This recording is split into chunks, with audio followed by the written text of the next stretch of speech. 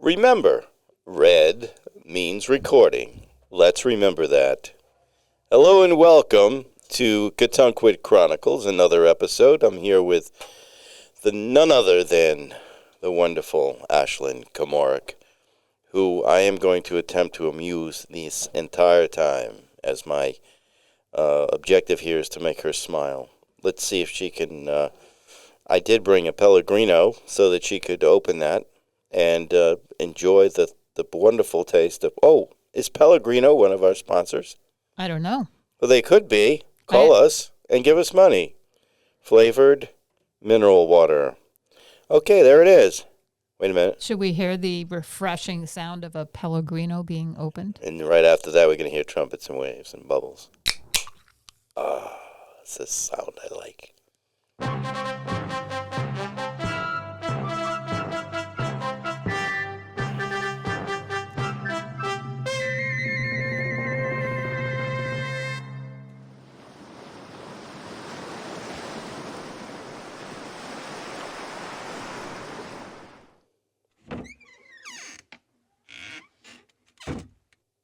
Who's that? Somebody just joined us. It's a ghost. The ghost of Groundhog Day past. Oh, yeah, we were going to talk about Groundhog Day, weren't we? But it's past. This Pellegrino is tasty. It is nice. It has a nice cherry flavor, doesn't it? Dark Morello, cherry, and pomegranate. It's flavored mineral water. I have a story about mineral water. I think our background just fell. Some of our props here are not propped up well enough. Are we filming today? Yes, but we may have to adjust now that one of our props fell and nearly hit you in the head. I hope that was on camera. And we are recording. I'm going to check again, make sure that we're recording. We're at 2:09, ladies and gentlemen. So, do you want to talk about why you're double checking that you're recording? Because I made the mistake last week of being distracted, which was partly due to a series of, I have to blame it on my pup who is not feeling well. He's doing quite poorly. He is 16 change, and I guess he has a little liver failure or something, so we're working on him. And I was very distracted, and I forgot to hit the record button, which is critical in the podcast business. So, that said, that's not the first time something like that will happen, and I am paying the price today with Ashlyn Komoric. She's giving me the grief I deserve. But, we have to get over those things, do we not, Ashlyn? That is true, James. And today's title of today's podcast is The High Price of... Ouch! That did hit me in the head that time. The high price of the price of eggs and the price of emergency care also. It's so sad that no one's going to see those props. Oh, that is a real moment. But we could hear it, right? That did hit me square in the head, and I did feel it. And I'm a little dizzy as a result. It doesn't take much for me to have a concussion incident. You know that. Do you know why? I try to be more careful next time when I put props up behind you. Well, this time, anytime, like, I can just touch my head. And I don't, you remember that I didn't head a ball very often when we were playing soccer together. I just thought you were being sensible. Well, I was being cautious because every time my head was touched at any point, because I had 5 concussions. Only one explains so much, James. Only one during soccer. And one when I was run over by a car when I was 6 in the street, on our street. And the rest were from the dead end. Cohogging and you pull on the rake and then it shoots off and a clam hits you in the head? That didn't happen. No, I don't remember any concussions, but who would remember anything after all those concussions? Don't remember anything happening like that while I was cohogging and clam fishing for those in Iowa. So, but I do recall once at URI when I was a freshman, and once when I got run over by the car. Actually, that happened. There were two on that occasion. The person ran over me twice on the same day. Well, in the same incident. Did they drive over you forward and then back over They you? did. Were they They were trying to so snuff freaked you out. out? Was there a hit in the neighborhood? A A six-year-old. price on your head? 6-year-old was still in the innocent phase. I don't think there was any. I think it was just a neighbor not paying attention as he was driving down the street. And they thought he would fix it by undoing it by backing up again over you? That's what happened. I think he freaked out. I think we need to hear the full story. I was 6, and I was roller skating with my sisters on the one little hill that was on one of our neighbors had a hill on their driveway. And the idea was to start at the top of the hill and roll down into the street. But it wasn't a busy street. It was a dead-end street. We lived virtually at the dead end of a dead-end street, which was the title of one of my short stories when I was a much younger man. But there was this occasion where we were skating, and neighbor was looking at something else, apparently. And this is pre-cell phone, so oh, yeah. shouldn't have been so distracted. True. I think there was maybe there was A woman walking by in a bikini? the inference of a tryst in the neighborhood. With this man who ran over. Married couple tryst. However, that was always an inference. I don't know. Anyway, I was crossing. I wasn't crossing. I was just rolling out into the street, which is not a good thing to do. However, it's a dead end of a dead end street. So we played in the street all the time. We used to burn leaves in the street. Do all the things you do in the street. Play cards. We did everything in the street. Dancing? We danced in the streets. Yeah, there's a song about that. I thought I would get you to break into song. Yeah, good time. Yeah, until then. And then my head, I was struck in the back, so my head hit the pavement. And then I guess I must have awakened, and when I did, he was backing back off of me. And I hit my head again, and then my chin, I tore the chin up. I was a mess. Spent a bit of time in the hospital. When I came home, my sisters met me at the... They were much nicer to you after you came home? They said, this is the words from one of my sisters. She said, uh-oh, now we have to be nice to him. And they've always been nice to me. So, but anyway. That's that story. And the price of eggs have gone up. I thought that there was going to be this transformation given this new president who... He's going to save everybody money and bring the cost of living down? Yeah, that was president? That president. Whoa. Anyway. Yeah, I mean, actually, we should mention when we attempted to record this last week, the price of eggs were quite high, and now they're even higher. Yes. You can't get an egg. Now they're charging per egg. Oh, there's a 50-cent per egg upcharge at IHOP or one of those places. Yeah, I'm all for that. Good. Let's see what happens when people revolt. Apparently, that was the major issue. I wanted to talk about a few local issues as well. And one was cyber control of data in town, because there's so many cyber issues lately. I'd like to know more about your thoughts on that and how you think the town's dealing with our data. Because, we go to recreation programs, we go to, you work in the government. Hopefully you don't give your Social Security number to them when you sign up for the rec programs. I don't really know what the town is doing for cybersecurity.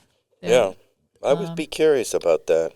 I would imagine that they're on top of things. Well, you know a lot about roads and rights of way.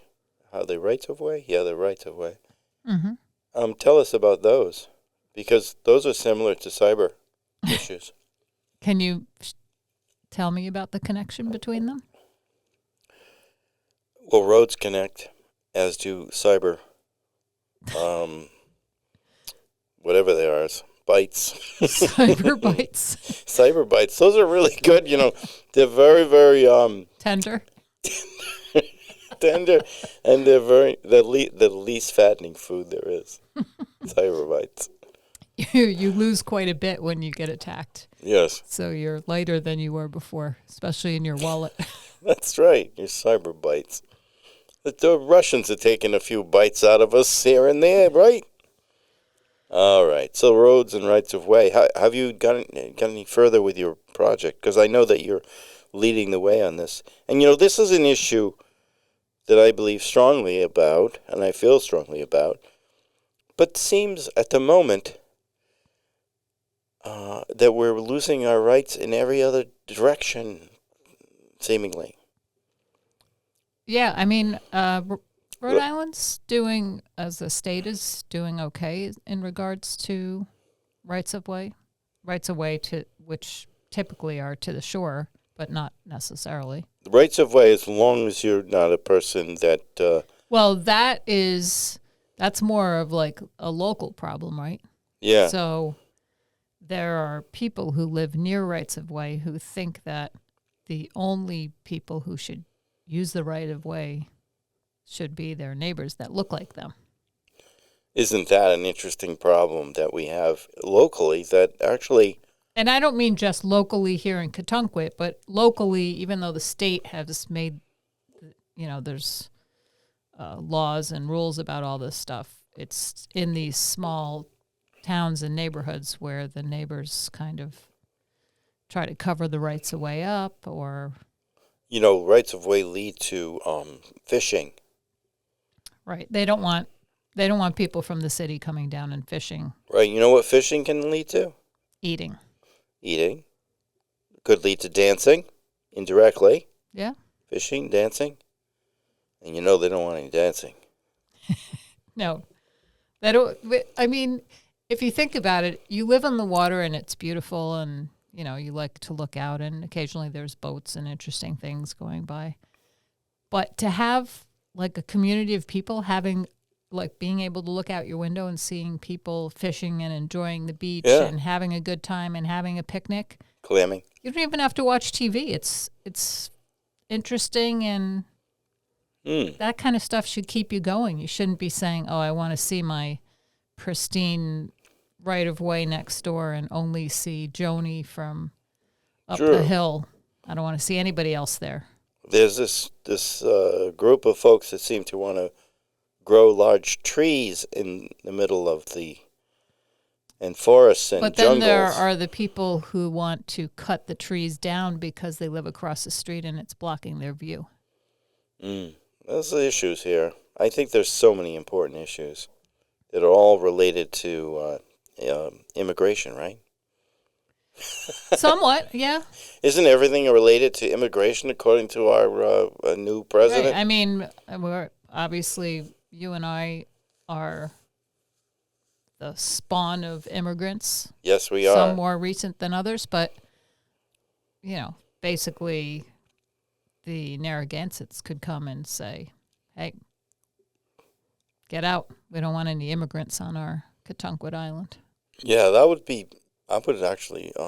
they just don't have the money and the power to do it. It's unfortunate that Elon Musk is not a Narragansett. Oh, for the Narragansetts. For the Narragansetts. Yes, it is. Who happens to be an immigrant, though, right, Musk? Is a Danish guy? No, South Africa. Oh, South Africa. Very good. That's where his father got all his wealth. Oh. I thought it was from on this anymore. I thought it was from the scent, the Musk scent. The Musk scent. Bike path update. Any updates for us? Just quickly. I got a flat tire last week on the bike path. I think that's something you could perhaps sue over. No, they had actually plowed the bike path, but people who had a plow out their driveway where it crossed the bike path. When you plow in one direction across another, you end up with this little hump of... Yes.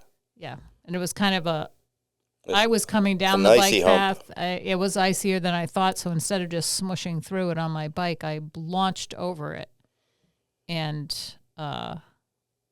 came down pretty hard on the back end of my bike, which is already pretty heavy because it's a cargo bike. And when I got to school, my tire was flat. What kind of cargo are you carrying in that back of that? Depends on what I'm doing. Very good. So to come to work, I have my lunch, I have my raincoat in there, a few other things. Sometimes I take the bike to the beach, and I got my towels and my water bottle and other snacks. times of year now. Now, you no. swim at the winter time? No. No. I mean, I'll plunge if somebody puts me up to it. Yeah.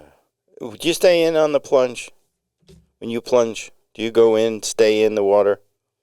Still recording, by the way. If it's really cold, I might run back out. Depends. Is it crowded? And I'd rather probably be in the water than standing up if it's really cold day. Yeah. I don't have the physique for that any longer. What kind of physique do you need to jump in the water? I think you have to have a certain, look. I don't know. Oh, you mean... Yeah, yes. I was thinking for practical purposes of keeping yourself warm, not how you look in a bathing suit. Probably works to my advantage, right? It's about the bathing. It's vanity, let's face it.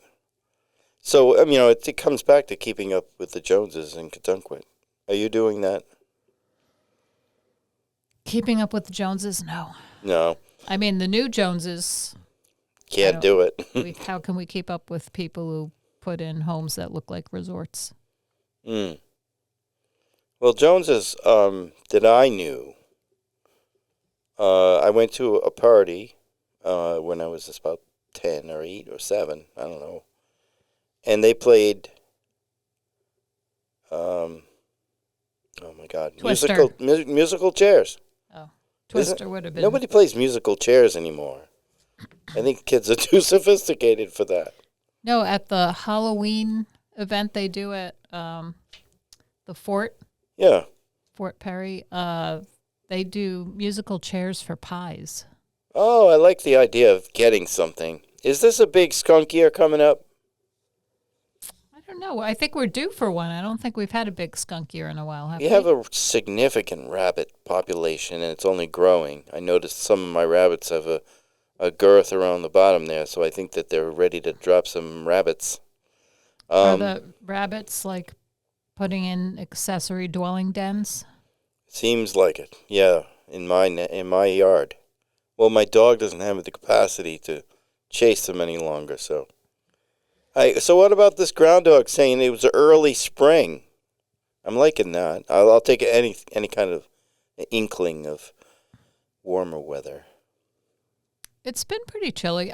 Wasn't there a Patuxent, how do you say that? Patuxent?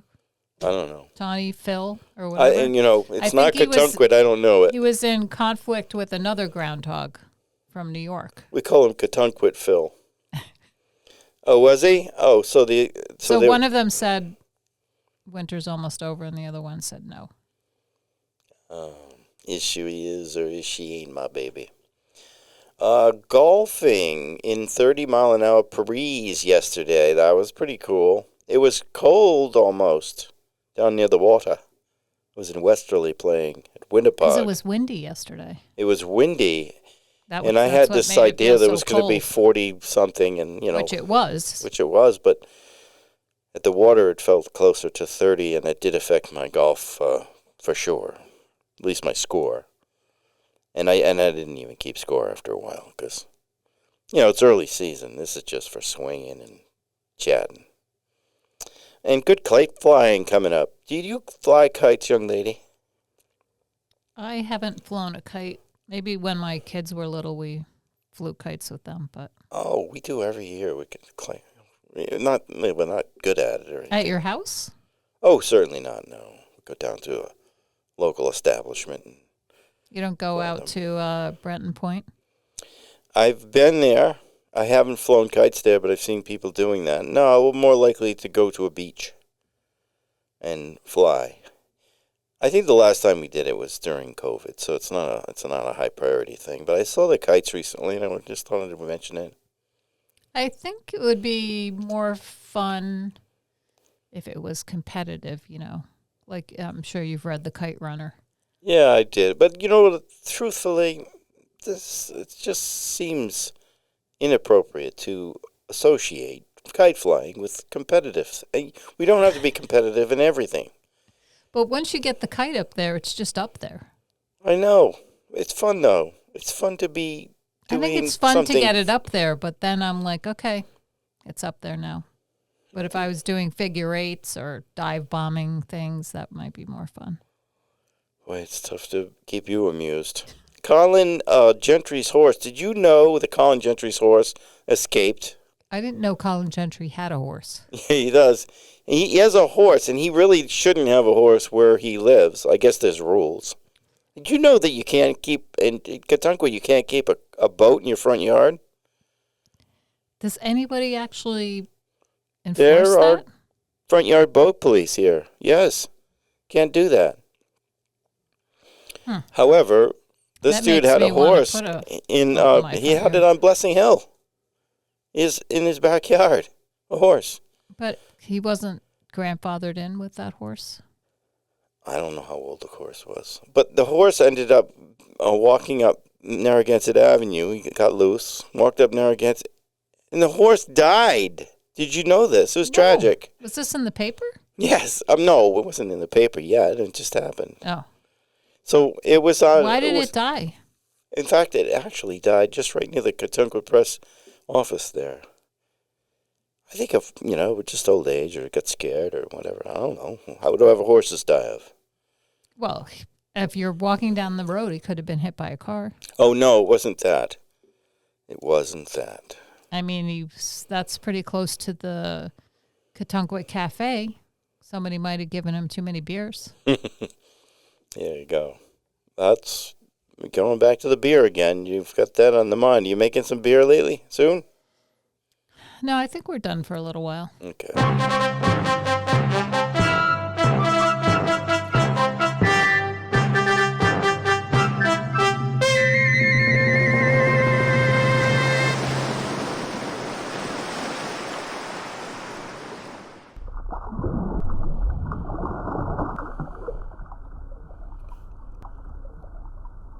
And now we are going to move on to our word association segment, which is brand new.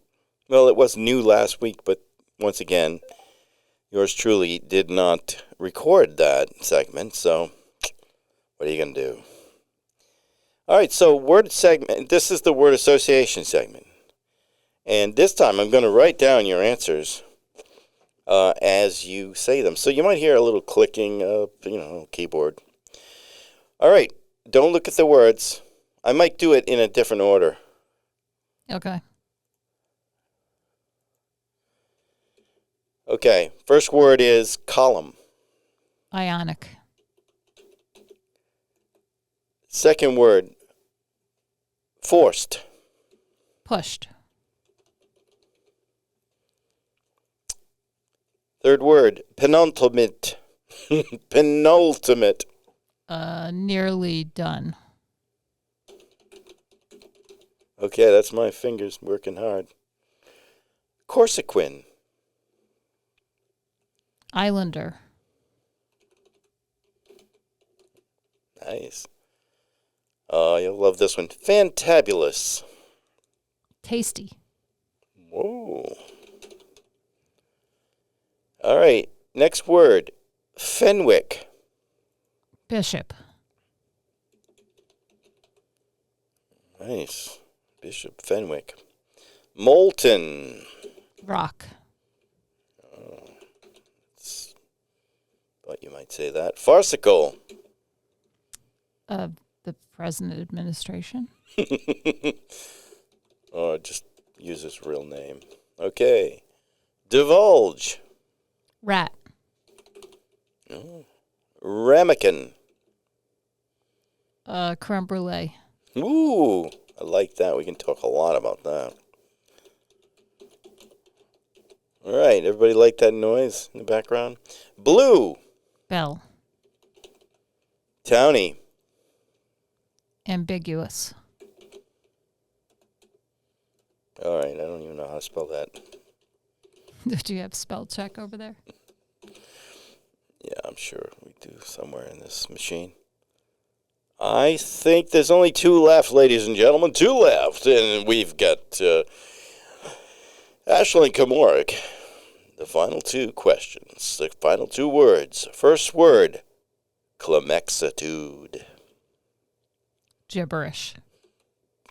How'd you know? Phineas. Musician. Okay, let's talk about these. All right, so towny, and I said towny, you said ambiguous. Explain that. Well, towny used to mean something different than, like, the people who lived in town were a different group of people than the people who live in town now. So towny, the connotation of that is different. Oh. Sounds like you're if you said, when we were making kids, judgments. if you were saying, no, but if we were kids and you said towny, yeah. you'd think that the people in town tended to be the less wealthy people, right? And they were kind of the people doing all the work around town. Yeah. But that's like the base of the town. Your town starts to die if you don't have those people, right? I grew up in nearby So isn't the that town of East Providence. But when you think of towny, you think of, your blue collar, a mix of people, but I grew up in the town nearby East Providence, and the first part of my life before I got here, and their nickname for their high school was the Townies. Yeah. Interesting. Yeah. Anyway, so now the people who want to be in town and who have taken over town are the people with the big bucks. Okay. Blue, you said Belle. I got that one. Ramekin, and you said creme brulee. One of my perhaps my favorite dessert. And do you make it in a ramekin? I don't make it. Oh, you don't make it. You just I have it out. have it out, but I would like to make that. And we had the scorcher, Yeah, the torch. the torch, and then it didn't work. And I bought it for Christmas for the family, and it wouldn't work. And It's a little tricky if it's the same kind I have. It's a little tricky you put buy it over butane in it, Middletown right? over there. Yeah, You put fuel in it. yeah. Okay, yeah, there's a funny thing with the 2 switch things where you have to have. I wouldn't know where it is now, so we're not making it. I could use my my torch that I use for plumbing. Wouldn't that be nice? Divulge, you said rat, love it. Farcical, and you said Trump. Well, essentially, you said the president. You said Trump. I said Trump. You said the president administration. Well, I think it's not himself. It's the whole scene is okay. farcical. Farcical. Yeah, I would agree. It's almost like a Molière play. Yes. Been to a Molière play? No, I have not. Oh, yeah. Theater in the round where the actors come out from all different directions, and sometimes they involve the audience, and it's farce.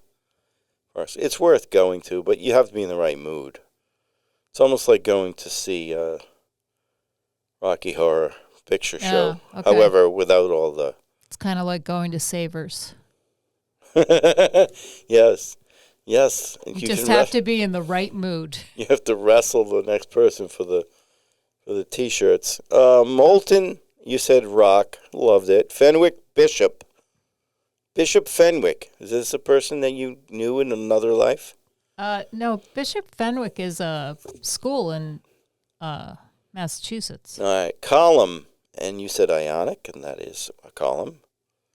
Forced, and you said pushed. Penultimate, and you said nearly done. Penultimate. I think that's correct. Isn't that what that means? I don't know. I just threw it up there. I was in a hurry. Corsican, you said islander. Ah, interesting. Corsican, huh? Corsican. I thought you said Corsican. I said Corsican. Okay, but it's all right because... It's a made-up word, so I think it sounds like a medicine that they advertise. Corsican, so I said Islander because Corsica is, of course, a fellow island. Okay, so what you need to have is some hearing sort of aids. Real. No, perhaps it was my pronunciation, but everything sort of has to be logical. Fantabulous, and you said tasty, and I like that creme brulee because that can be fantabulous. Fantabulous, of course, is not a word. Clemexitude, and you said gibberish, and I was hoping for more on that one because I put out pretty hard on that Clemexitude. So you want me, instead of doing word association, you want me to actually give you kind of an explanation. I was looking for something that was hilarious that the people all over the world would say, I want to tune in every time because that's very, very interesting and funny. Okay, I will stop being logical. And I said Phineas, and you said musicano. Mm-hmm. Is that what you said? I said musician, yeah. Oh, I put a no on the end of it. It says musicano. Nice. Well, that was fun. You want to ask something else? No, but now I'm going to have to come up with a list so that you can show me how it's properly done. Oh, see, now I feel bad for having suggested that your answers weren't as funny as I would have liked. I'm sorry. You don't need to be sorry. I think it's funny. Don't devalue my sorry, okay? Because what you've just done is you've taken my sorry and you've turned it into something that's just not acceptable. You know, turning down my sorry. I don't like it. I'm going to have to take one of those courses that the HR department puts out. Don't know the course. Which one are you talking about? Jeez, I don't know this one. Come back. What were you talking about? HR? Human resources. There's no such thing as human resources. For the podcast studio doesn't have a human resources department? No, that's not the correct phrase. Human resources. You mustn't say that. Humans are not resources. That can't be. We're not machines. We're not resources. So what would you call it? Humans. So it's the human department. The human department. Okay. We don't use people. People are not to be used. I think you need to tell that to our president. Don't say someone he is so useful. That's not correct. It's not right. I don't like it. Don't do that anymore.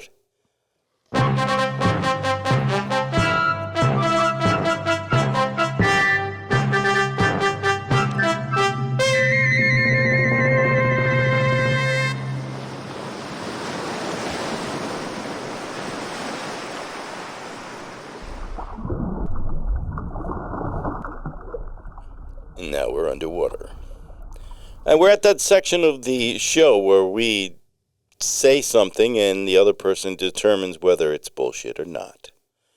And I think that in an effort to not bore my friend here with something that she's already responded to a week earlier, because I forgot to hit the record button, I will move on to number 3 and number 4. Thaddeus Cents, that's C-E-N-T-S for those out there, created the first functional indoor toilet that flushed using 18 gallons of water per flush. Is it bullshit?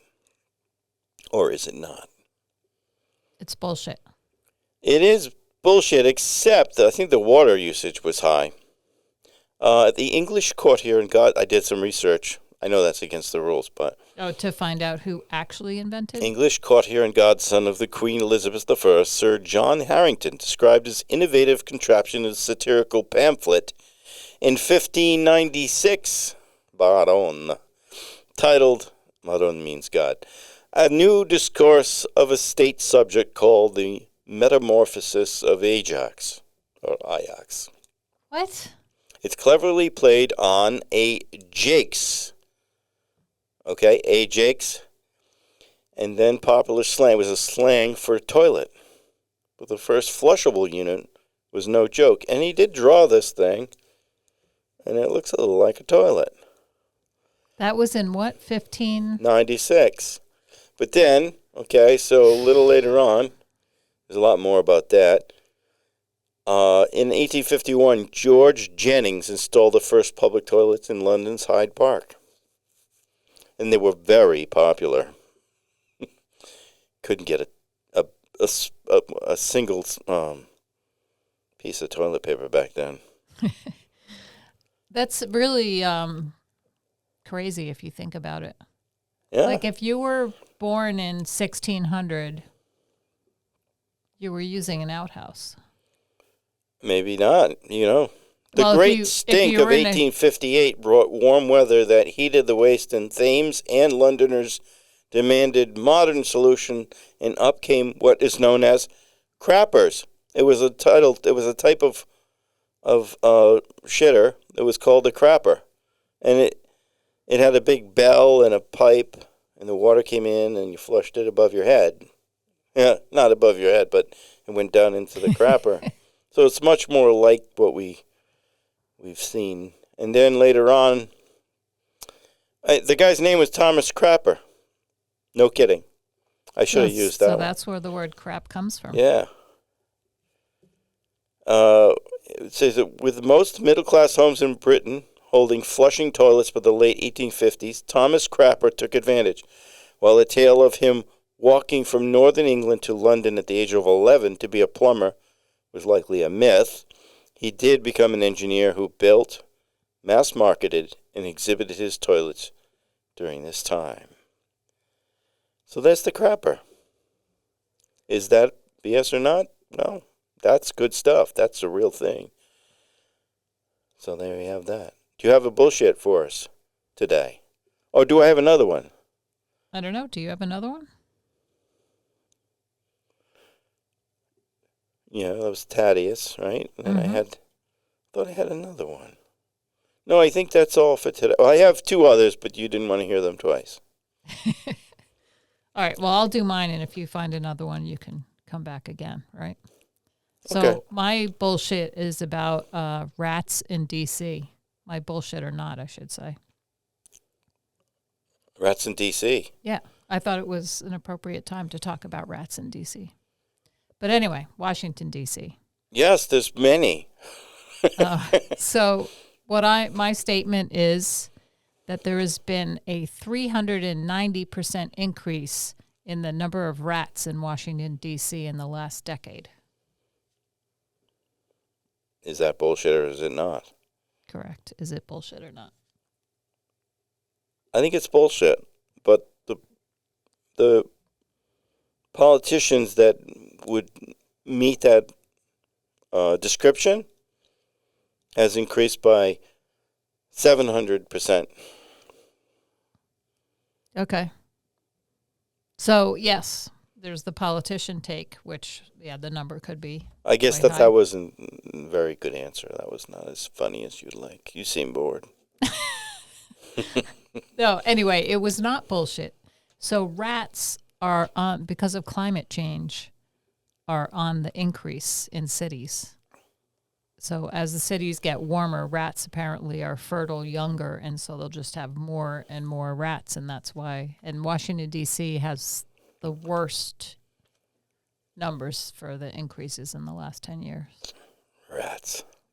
That's so, I mean, if you had one rat, right? Yeah. Hanging around 10 years ago, now you would have like 4 rats. Yeah. Oh, lots of rats. Ratso Rizzo. You know who Ratso Rizzo was? Wasn't he a Muppet? No, I think Ratso Rizzo was a character in, I feel like it was a character in, oh my gosh, a famous movie, Catch-22. But I'm not sure. Maybe it was somebody my father would mention. There wasn't a Muppet named Rizzo? Oh, I hope so. I don't know. I I'm wasn't gonna a big have to do follower some of the research. Muppets. I should have been, but I didn't. I just know that pretty sure there's a rat named Rizzo in Muppet Treasure Island. Pretty sure we're going to have to pay some bills here.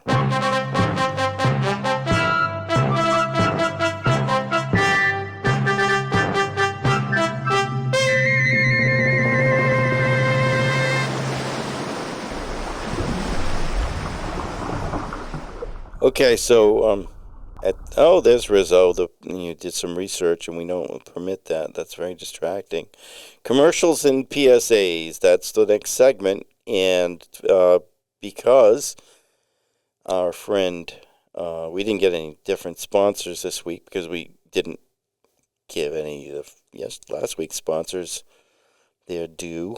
So we've decided to do give the sponsors the time that they deserve. The annual poetry, these are PSAs and, so this is a notice. The annual poetry exchange will take place at the Katunkwit Cafe. Bring a poem, share a poem, receive a poem. Bring a book, share a book, receive a book. Flash poetry writing sessions will be underway, and poetry trivia will take place on Saturday, February 2nd at noon. Well, that doesn't help anybody because February 2nd has already passed. It's February 5th. I want to have a big shout out right now. I'm thinking of it. My wonderful daughter was born tomorrow, 27 years ago. Doesn't seem possible. She was just a little one. That's the baby. Curling will take place on Musher's Pond, weather permitting. And I presume this is next Sunday. Yes. Sunday the 10th. Bringing a broom and a shovel. If there's been snow, because we don't know what's going to happen. It looks like a little snowstorm coming up, maybe 2 of them. We'll bring the stones. The first 50 curlers receive free Guinness. And no nudity. Back to the free alcohol. Yeah, no nudity permitted. Back to the repulsing of the nudity. What's that all about? I like nudity now and again in my curling. Does anybody nude curl at your curling group? Have you seen the way that the stone is released in curling? Yeah, it wouldn't be a good. And if you were a guy, yeah, and you had to lunge down that lowly and slide down the ice, depending on how cold it was and how well endowed you were. It's not a sexual thing. But I would suggest that it's a very sexy move for me when I'm watching the women do that. And it's so gentle as they touch that thing. It's very nice. I think there's something special about that. But there's no nudity at this curling. Polar bears' asses will attempt another naked. This is called polar bear asses.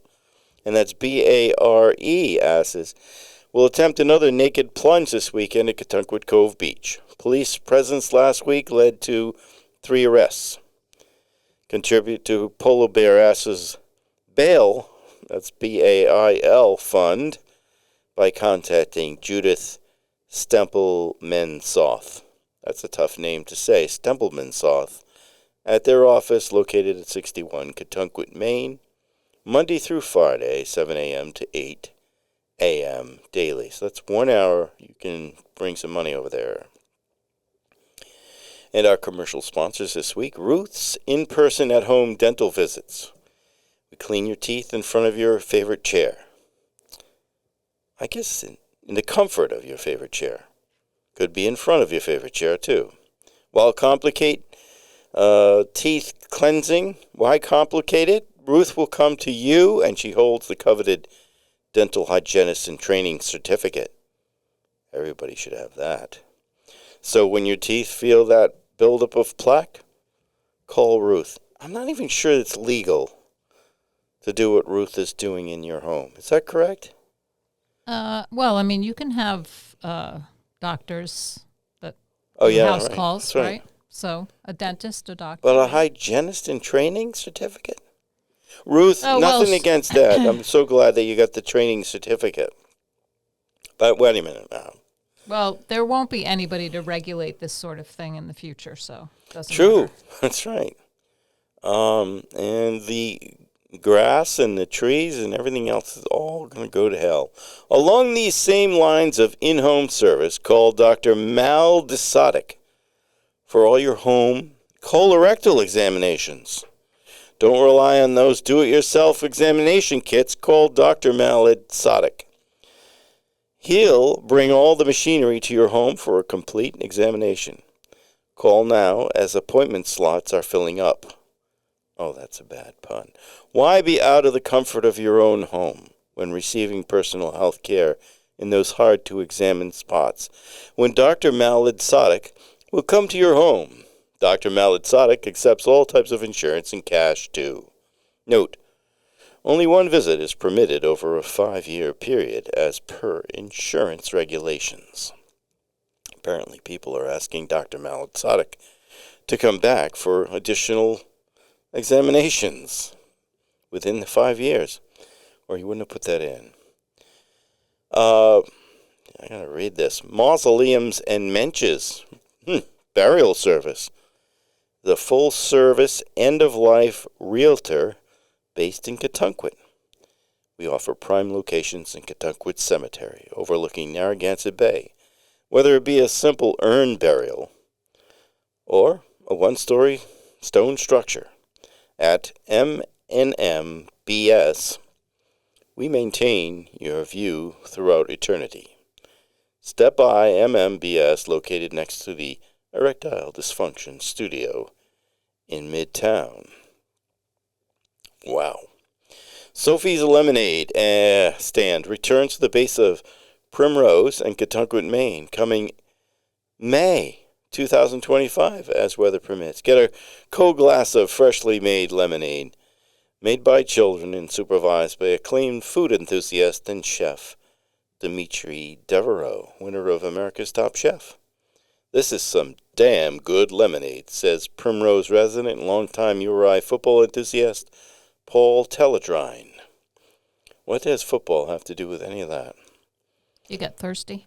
You get thirsty. Sometimes you get a little bit thirsty. Have you been watching, this is fun. I've been watching this on Hulu. It's Zach Galifianakis. He plays this guy who wants to be a clown. His life goes to absolute shit. He goes over to France to to study, but it's all in French, and he doesn't speak French.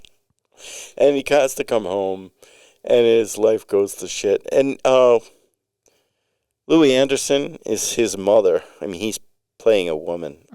Because, Louis Anderson is the comic, was quite large. It's really a funny show.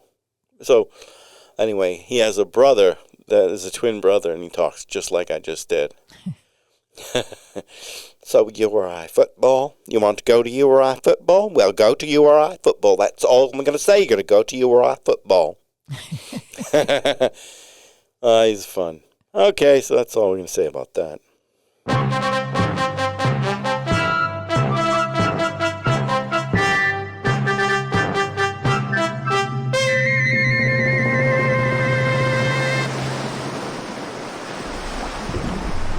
What I want to know is if, well, we're underwater here, I want to know whether or not I'm amusing you enough to stay.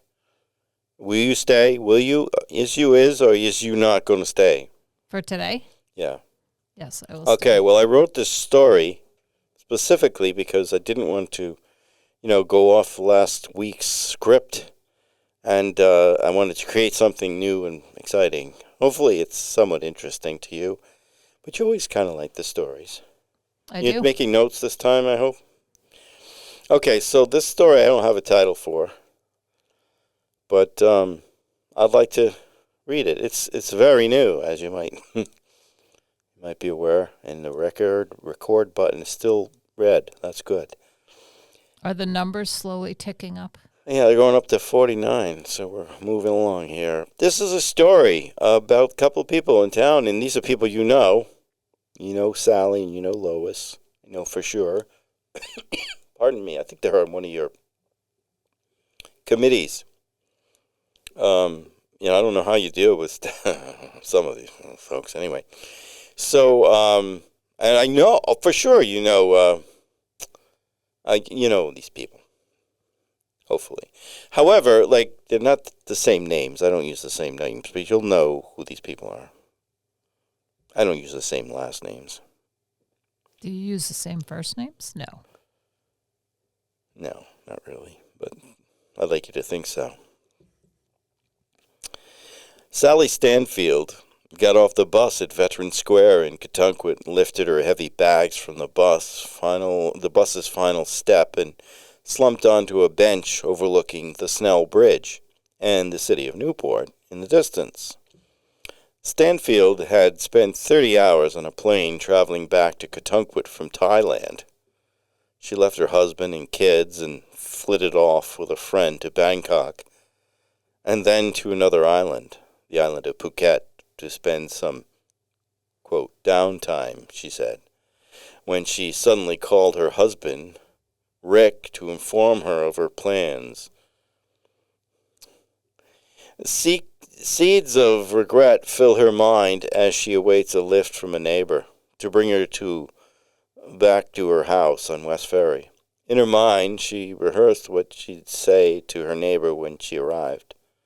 I had to leave. I mean, it was too much. I'd lost my sense of self. You know, I was an actress in New York on Broadway, could sing and dance, but look at me now. She thought this, and she thought she'd say, but regretted even having thought this. I mean, she just regretted all of it. She lifted both hands to her temples and created a sort of focus space, looked at a single stone in the concrete sidewalk. This is Sally's way of reloading her mind, emptying regret. Lois Crane drove too quickly down Catunquit, Maine. She was startled to get the call. After all, Sally Stanfield hadn't been the kindest neighbor for the past 5 years. Friendly enough, but never to the point of friends that take walks together, even though both the neighbors often took walks with their earbuds in and a podcast. Something about Sally that Lois didn't understand left her continually baffled. She always detected a sense that Sally felt superior in some way to the people living on her street. Well, maybe the entire population of the town of Catunquit. Lois could never figure her out, and she pondered that matter as she drives the half-mile to pick up Sally.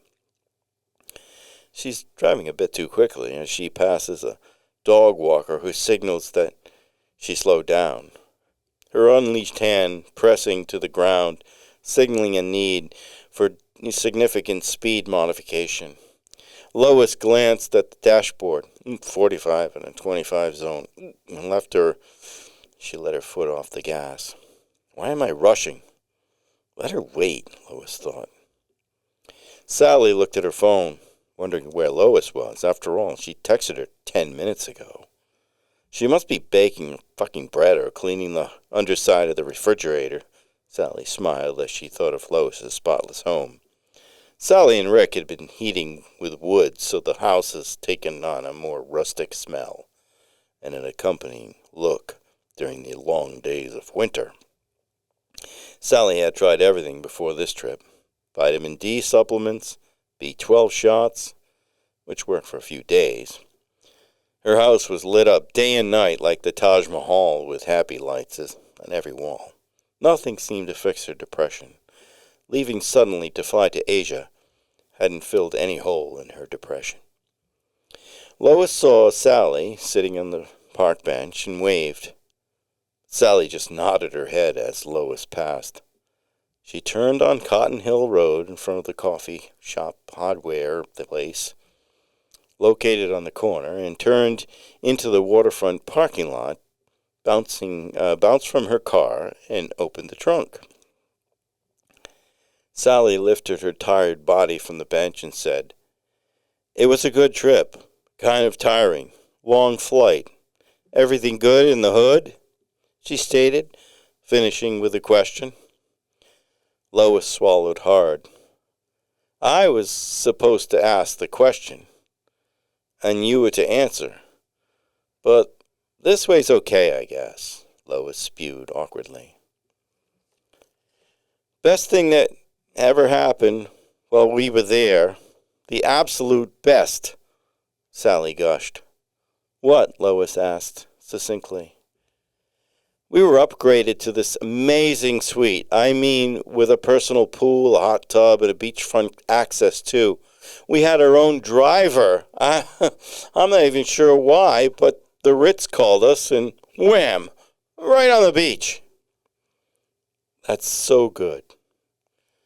Good? It was great, Sally said as she grabbed the handle of one of her huge suitcases. Just then Cameron Phelps walked by the two women standing with the open trunk, then turned back and offered to help with the bags. "Do you want me to lift the bags?" he asked. "Are you fucking kidding me, Cam? Are you fucking kidding me?" "Hell yeah," Sally replied confusingly. Lois just shook her head as she had one hand on the other bag. Cameron remained determined to pull it from her hands. They tussled for a while, then Lois relented and let him do the lifting. "What do you got in here? Dead body?" Cameron asked. "No, but close. Be careful, Cam. They're antiquities. Lots of ancient stuff that can break," Sally divulged. "You're not supposed to bring that stuff back if it's truly old. It's against the law," Lois stated. "You think I give a flying fuck about the law?" Sally shot back. "What's a flying fuck?" Cameron asked. "I don't know. It's an expression. Maybe it comes from the Mile High Club," Sally surmised. "Mile High Club? Mile High Club?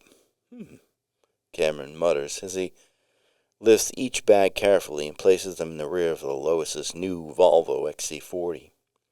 Sally leans over to Lois's ear and asks in a hushed manner, "How much per bag?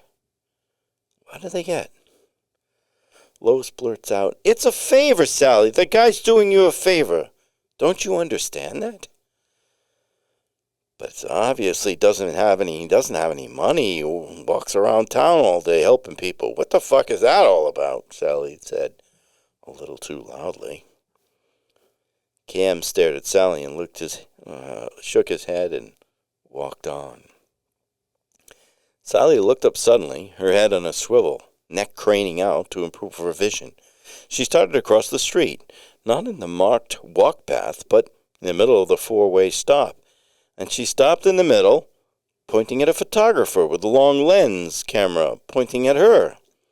It was Jean Totvenhoop, the Katunkwit Press's photographer, snapping pictures of Sally and Cam and Lois. "What the fuck do you think you're doing? Give me that camera. You can't take my picture. Erase that shit right now," Sally insisted as she started forward to the elevated patio where people were trying to enjoy their coffee. Jean approached with the camera as Sally moved in close, still shooting photos, and then she stopped. "Let me see those photos," Sally yelled. Jean turned the camera around and scrolled through the most recent photographs of the scene. "That's gotta go.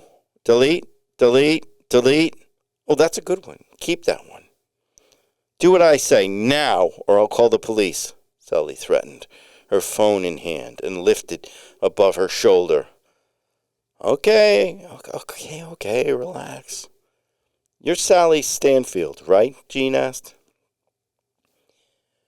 "Don't tell me to relax," Sally insisted. "Don't relax. I'll take care of the deletions right here in front of you, so you can be sure they're done. Everything will be gone," Jean relented. Jean turned the screen to reveal the photos as she hit delete quickly. "Not that one. I said not that one." "Ah, now you've deleted it. The only good one," Sally said, her voice dejected. Lois crossed the street and approached Sally, hands out as if to guide her back to the car. "What do you want?" Sally asked. "We have to go now. I have to go now," Lois urged. "Go then. Just go," Sally said while waving her hand at Lois.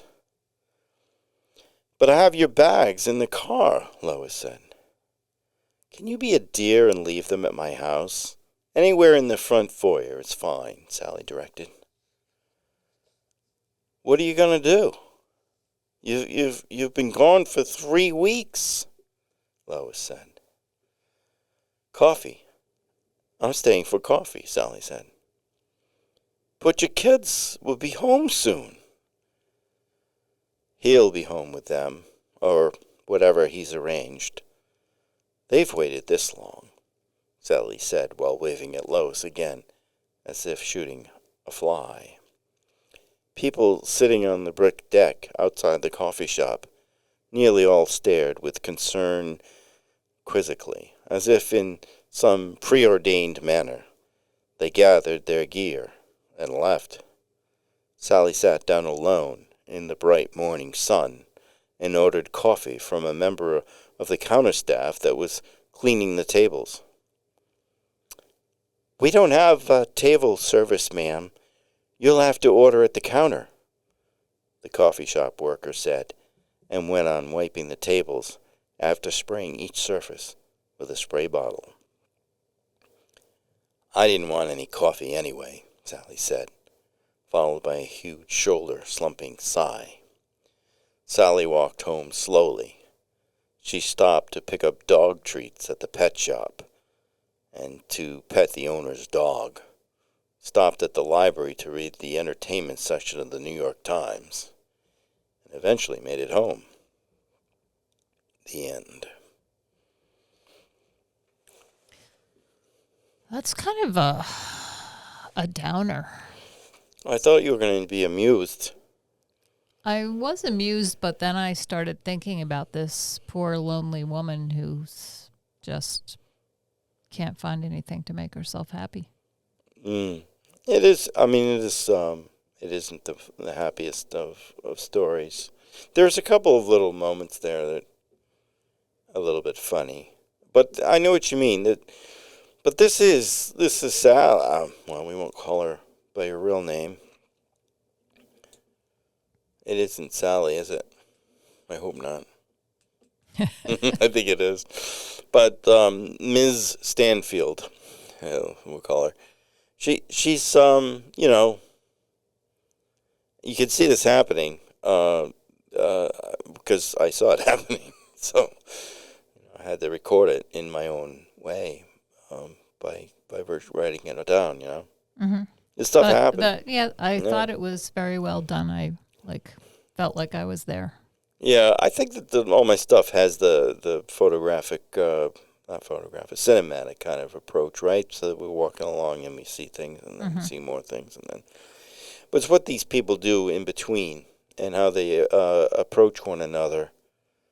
Yeah, I feel like those two, if they got locked in an elevator for 5 hours or some sort of situation where they're thrown in together and have to hang out together, they would find that they could actually be friends. Yeah. Well, maybe that would be fiction, and I could do that next week. I'll write a story about the two of them locked in. Most people in that situation would find some common ground. Yeah. It's so true about government, too. You'd think so. Maybe we should lock our president in the... Well, I won't suggest anything like that. So, I guess this is more about our little town, you know, and I think these stories that I've been writing are, pretty much verbatim. Slices of Katunkwit? Yeah, I think that's what we have is, for the audience out there in Iowa, to get a feel for what it is to live in this little community, you know, with all these personalities. And as you suggested, some people that are moving in here that have some other experiences, like this woman, you know, she was not happy with her little island life.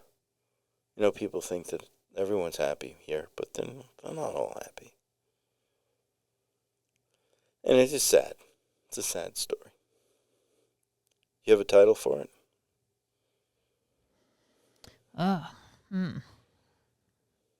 work on that. Yeah, I'm going to think about that. So as I suggested, the title of today's episode is The High Price, the Price of Eggs. And that is also the title of this poem. And it's a prose poem, so don't turn off your radio. I know you're not listening on radio, but podcast. It's entitled The High Price of the Price of Eggs. And would you agree that, you've heard this before, so would you agree that this poem is probably one of my better ones? I like this poem. Yeah, Yes. I think some people have suggested that. But you be the decider on that. The high price of the price of eggs. I can see you marching on a cold, distant hill. Wispy, frozen breaths envelop your head. You're wearing an ugly sign over your heaving chest. Moist, angry smoke surrounds your face. It seems that we breathe the same air. We witness the full moon at night. Some nights wonder of its absence. None of these virulent changes make any sense. I thought I knew you well, enjoyed your brazen style, gauging laughter that started in your gut. I'm surprised our civil door shut. We shared holidays and snow days, sledded with our children at Mason's Hill, sat together by a fire to shed winter's chill. Yet you march atop a cold, distant hill. I taught you Spanish phrases. We shoveled the neighbors' terraces, bought old cars together and worked to flip them. How could we have found the uncivil bottom? I am your neighbor. Our yards adjoin. Our children shared cultural songs. I worked hard, and I never did anything wrong. I want to wake up and find the other you once again. Not the person in the distance that I vaguely recall, but a friend that took me to the ER when I fell, when our differences were reasonable. I remember neighborly wafts of smoke from a barbecue, spicy chicken cooking, calling friends. We improved life together through an unsaid pledge. Yet you voted to deport me because of the high price of eggs. Yeah, it's powerful. Yes. Is this semi-autobiographical? As in, maybe you have a neighbor like this? No. No, I don't. And I don't. Thankfully. I mean, I certainly would embrace them with everything I have. And certainly wouldn't vote that way. However, it speaks to the enormity of the decision that was made in November. Mm-hmm. Yeah, I was hearing stories of people getting deported. Yes, that's what's happening. So, or at least detained, and then have to find out if they're going to get deported. We're running out of time, so I won't read this poem, but I wanted to remember that 80 years ago, January 27th, 1945, Russian tanks, tank brigades, liberated Auschwitz. And the survivors, there are still survivors to this day, 80 years later, that we're remembering that day. And I, too, was remembering that with a poem. I don't know, maybe I should read this poem. How do you feel about it? If you would like to read the poem, you can read the poem. Well, I don't know if I should or not. It's very depressing. But I also want to say before I start this, if I choose to do this or not, we're at 1 hour and 9 minutes. I think I'll save this poem, but I just want to know that I want the people to know that I wrote this poem with the understanding that no experience that I could have had in my life could have prepared me for the proper and appropriate way to write this poem. The poem's entitled, I Am Too Frail and Far Too Old. However, somebody has to write these things. And we all are responsible to each other. So, and I say that, like, we have to lift each other up, find a way to do it. Particularly when so many people are being discarded.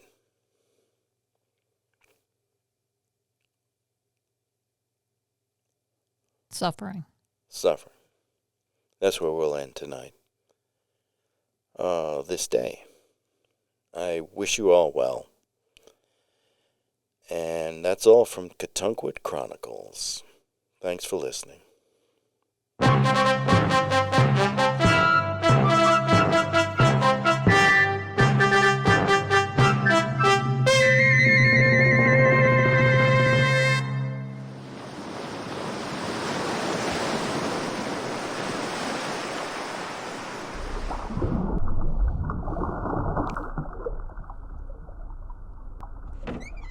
I'm glad you did the underwater.